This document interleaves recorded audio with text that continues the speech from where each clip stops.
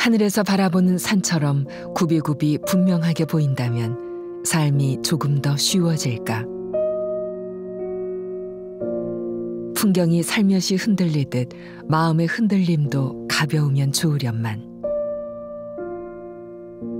늘 되풀이되는 해묵은 반성이지만 그럼에도 어제의 나를 내려놓아 본다.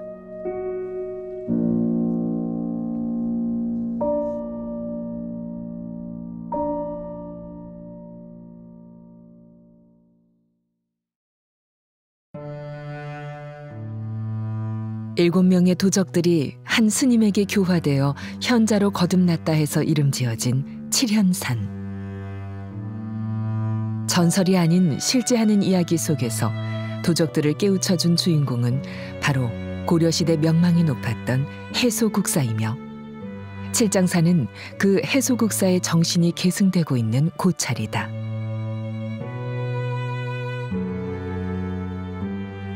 신라시대 자장율사가 창건하였다고 전해지지만 안성 칠장사의 가치가 진정으로 세상 밖으로 드러난 것은 바로 해소국사에서 비롯되었다 해도 과언은 아니다.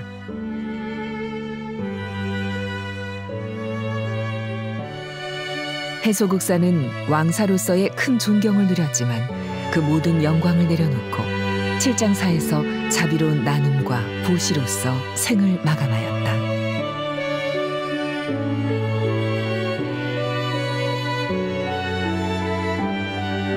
과거에 어떠하였든 내려놓을 용기를 배우고 더 궁극적인 삶으로 변화되어야 함이 누구에게나 주어진 숙제다.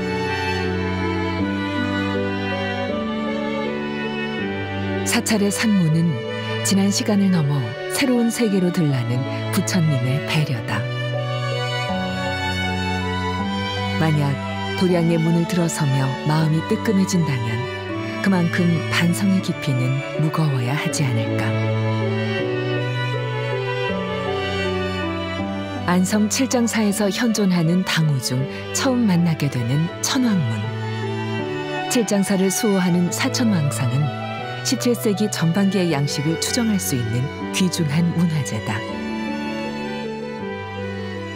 소조로 제작된 칠장사 사천왕상은 대부분의 다른 사천왕상이 따가운 경책처럼 느껴지는 것과는 달리 비교적 온화하고 해학적인 느낌을 전달한다.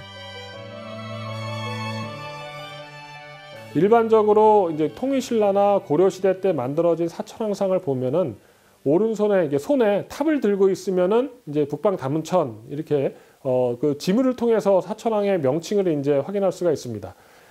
지금 칠장사 천왕문에 있는 사천왕상의 경우는 이제 그 탑을 들고 있는 사천왕상은 없지만 통일신라 시대나 고려 시대에 볼 수 없었던 비파를 들고 있는 사천왕상이 등장합니다. 현대에 와서는 어느 사천왕상이 이제 북방다문천왕인지 가끔씩 이제 혼돈이 있을 때가 있습니다. 그런데 이제 그 통일신라와 고려 시대까지는 탑을 들고 있는 그 사천왕상이 북방다문천이다 이렇게 말씀드릴 수 있고요. 조선시대가 되면은 비파를 들고 있는 천왕상이 사천왕상이다 이렇게 보시는 게 더 맞다고 이제 말씀드릴 수 있습니다. 눈 속의 발자국처럼 역사에 긴 여운을 남긴 해소국사 정현스님. 그는 아름다운 비석으로 여전히 칠장사에 남아 계신다. 비문은 비교적 선명하게 보존되어 그의 생애와 업적을 기록하고 있다. 무료급식을 하셨던 이제 그런 기록이 분명히 남아 있고, 우리가 복지라면 서양에서 오는 걸로 생각하지만 이미 우리 불교에서는 신라 고려 지금까지도 역시 복지를 많이 하고 있는 것이죠. 그래서 해속사께서는 이제 실질적으로 이제 자비심이 충만해서 이제 경내에다 이제 무료급식을 하시는 게 아니라 담 밖에다 이렇게 급식소를 차려놓고 오고 가는 사람들에게 드렸다, 이렇게 이제 기록이 나와 있습니다. 산문을 넘지 못해 쓸쓸히 돌아서는 사람들까지 살뜰히 챙기려 밥솥을 아예 절문 밖에 걸어두셨다는 해소국사. 고려 문종이 해소국사의 업적을 기리기 위해 세운 이 탑비는 일반적인 비성 문화재와는 달리 예술성이 높은 작품으로 꼽힌다.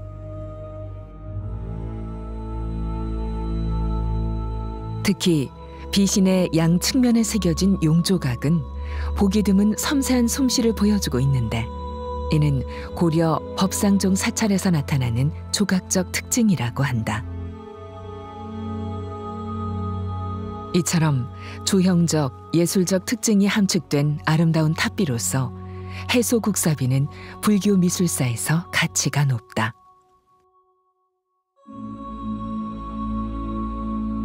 세월이 흘러 이제 한 몸으로 서 있지는 못하지만 해소국사의 정신만큼은 온전히 계승되고 있다.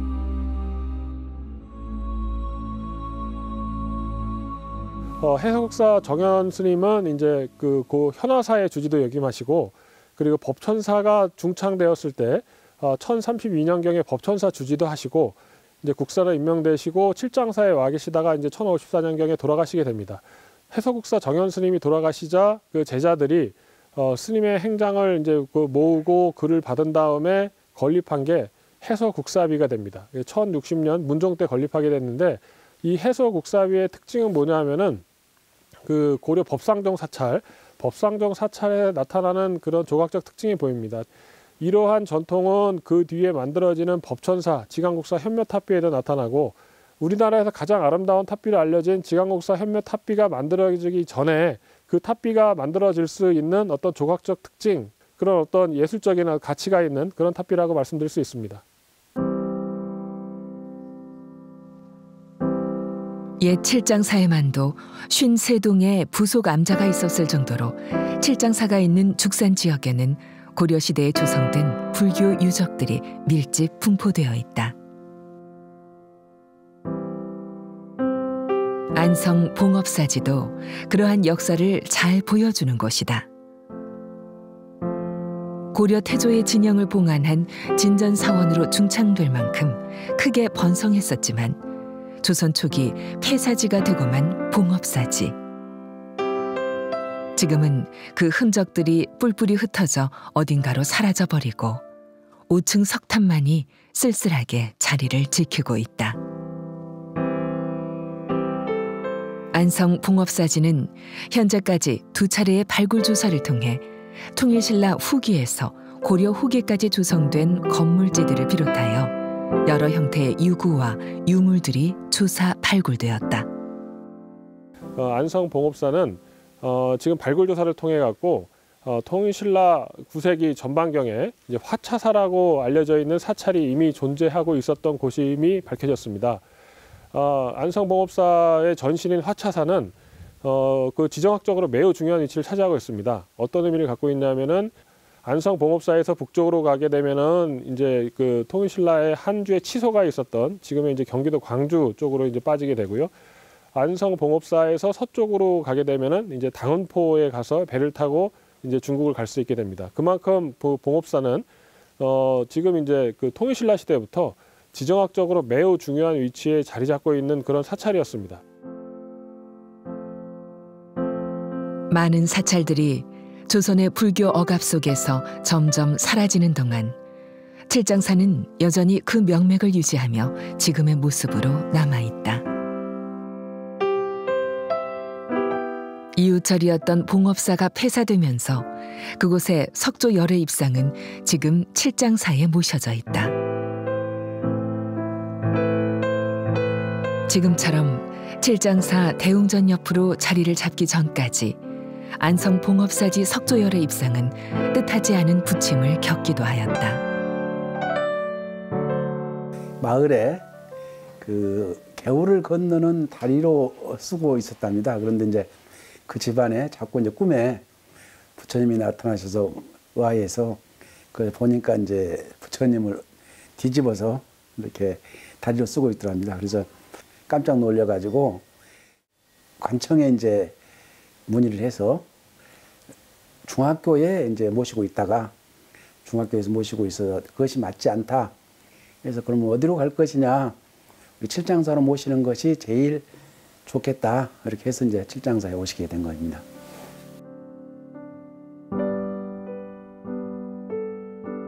민가로까지 떠돌아 급기야 개울의 다리로 쓰였을 만큼 여정이 험난했던 봉업사지 석조열의 입상. 부처님이 꿈에 나투시어 여법한 자리로 다시 돌아오게 되면서 문화재로서 가치를 비로소 인정받게 되었다. 불상과 광배가 같은 돌로 만들어진 이 불상은 전체적인 신체 비례가 매우 훌륭하게 표현돼 있다. 고려 초기에 유명했던 불상 양식의 특징을 잘 살필 수 있는 자료이다. 대표적으로는 이제 그 통일신라 양식의 특징이라고 한다면은 이제 볼륨감 있는 상호와 그리고 이제 그 다리 사이에 팽창된 어떤 옷주름, 그리고 나타나가 있는 볼륨감, 그리고 이제 Y자형의 옷주름이 내려가고 있는 모습, 그다음에 이제 S자형의 옷주름이 남아 있습니다. 그리고 이제 요 왼팔에 보면은 옴자형의 이제 옷주름이 접혀 있는데 그 옷주름이 이제 정교하고 그리고 전체적으로 이제 볼륨감 있는 형태, 얼굴이 이제 그 입체감이 나타나는 모습을 통해서 봉업사 석불입상 같은 경우가 지금 통일신라의 전통을 계승하고 있는 이제 고려 초 후삼국 시대에서 석불의 양식적 특징이 이제 남아 있는 모습에서 그 역사적 가치, 그 예술적 가치가 매우 높은 그런 석불이다 이렇게 말씀드릴 수 있습니다. 봉업사 석조열의 입상 옆으로 고풍스러운 자태를 드러내고 있는 대웅전은 고려와 조선을 아우르는 칠장사의 역사를 고스란히 담고 있다. 칠장사 대웅전은 뛰어난 건축 기법을 보여준다. 공포는 기둥 위뿐만 아니라 사이에도 빼곡히 설치하는 다포 방식을 취하여 무척 섬세하게 조각되었다.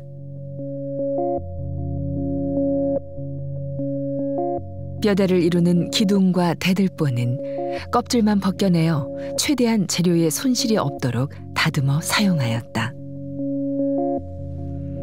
그래서 나뭇결 그대로다. 칠장사 대웅전은 조선 후기의 불교 건축을 대표하면서 동시에 그 이전의 건축법이 공존한다.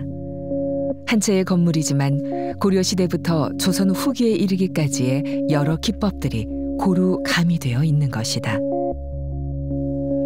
그래서 건축학자들은 이 건물 하나만으로도 우리나라 고건축의 시대별 변화상을 연구할 수 있을 정도라고 말하기도 하는데, 칠장사 대웅전이 비교적 늦은 시기의 건축물임에도 보물로 지정된 것은 이러한 점들이 높이 평가되었기 때문이다.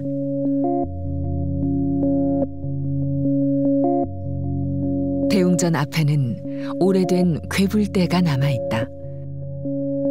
칠장사의 진정한 꽃은 바로 한국 불화 최대 걸작 중 하나로 꼽히는 궤불에 있다.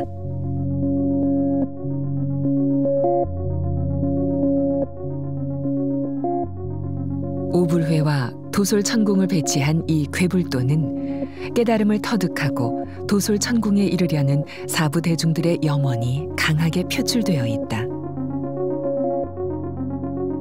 그리고 화엄사상과 법화사상, 정토신앙까지를 모두 아우르는 통불교적 성격이 드러나고 있다는 점에서 중요한 작품이기도 하다. 이 1628년도 작품인 칠장사 오불의 궤불도는 이런 5분의 부처님이 등장하시는데, 화면을 그냥 단순하게 3등분으로 나눠보자면 가장 상단에 삼신불 3분의 부처님이 계시고, 그 밑에 석가모니 부처님은 이미 상단에 계시기 때문에 약사불과 아미타불만 표현되는 삼세불이 표현되어 있어서 오불회도를 표현하고 있습니다. 가장 맨 아래쪽에 왕과 왕비 또는 귀족으로 보이는 중생계가 있고요. 상당부에 이런 법계, 부처님의 세상이 있고, 그 가운데 관음과 지장이 있는 이 보살계가 있습니다. 그래서 이렇게 3단 구도 의미적으로 나누어 보셔야 되고요. 4단부에 있는 중생계에서부터 보살계를 거쳐 부처님의 세계로 올라가는 이 상승 구도의 효과를 두고자 했던 것은 이게 작가의 의도가 분명히 보입니다. 또 하나의 역작으로 꼽히는 칠장사 삼불회 궤불도. 영산회상도인 이 궤불도는 노사나불과 아미타불이 있는 상단과 석가불 중심의 하단으로 구성된다.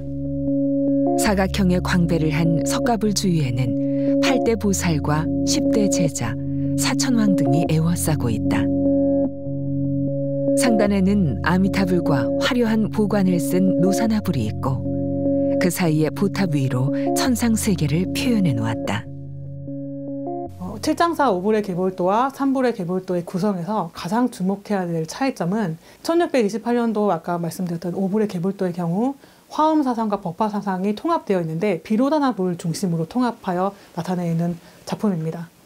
하지만 1710년 이 3불의 계볼도에서는 화엄사상과 법화사상이 이렇게 융합되는 과정에서 석가모니 부처님을 중심으로 통불교 되었다는 것을 알 수 있고, 사실 화면 비율로 보더라도 압도적인 비율로 이 석가모니 부처님의 영산회상도를 비중 있게 묘사하고 있습니다. 한 사찰에서 괴불 2점이 소장되는 경우 역시 매우 드뭅니다.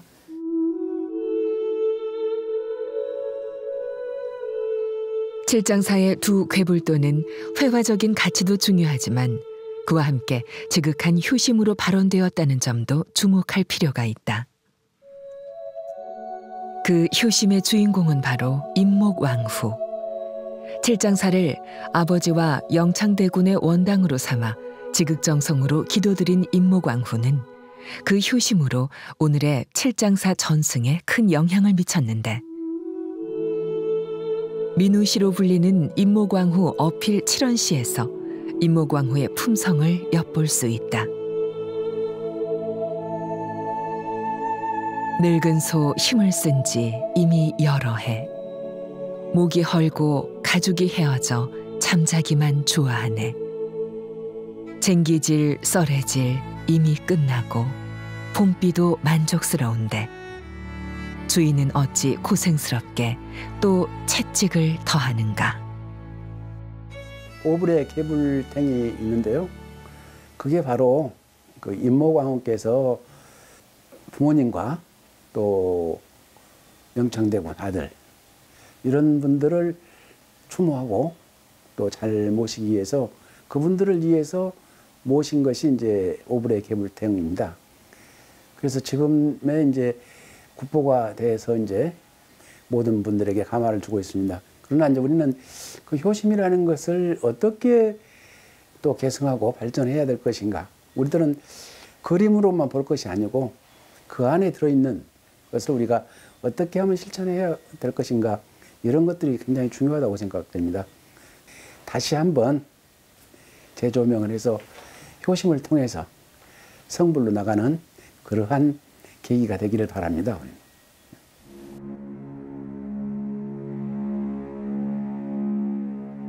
어둠에 불을 밝히는 마음, 그것은 누군가를 위해 간절히 기도할 수 있는 마음이 아닐까.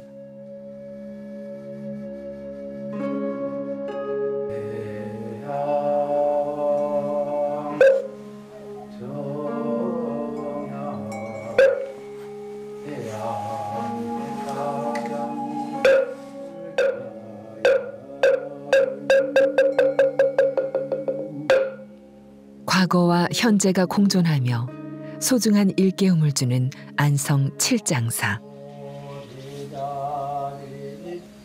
오늘의 칠장사는 해소극사의 정신을 잇는 나누고 소통하는 향기로운 사찰이자 과거의 유산들이 새롭게 움트는 중심으로 거듭나고 있다.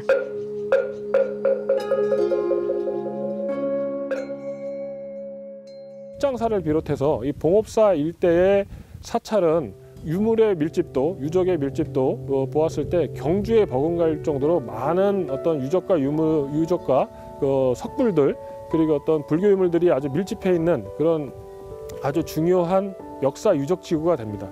이 역사 유적 지구가 지금까지는 개별적인 유물에 대한 연구가 이제 진행되어 왔었는데, 앞으로는 각계 유적들이 유기적으로 연관된 어떤 관계를 이제 고찰해내게 된다면은 그동안 이제 사료 부족으로 잘 알려져 있지 않은 남할 요초기, 그 후삼국 시대와 고려 초기의 역사를 새롭게 밝혀낼 수 있는 매우 중요한 장소라고 말씀드릴 수 있습니다. 문화재의 진정한 가치는 과거에 머물지 않고 미래로 나아갈 때 더욱 더욱 빛을 발하게 된다. 그 속에 담긴 정신이 오늘 우리의 삶으로 재해석되고 새로운 교훈으로 계승되는 것. 그것이야말로 우리가 사찰의 문화재를 대하는 올바른 마음일 것이다. 도적에서 현자가 된 과거의 이들처럼 오늘의 나는 어제의 나와 달라야 한다. 풍경이 우는 건 슬픔이 아니듯 어제의 아픔은 슬픔이 아니다. 다만 내일로 나아가는 울림일 뿐.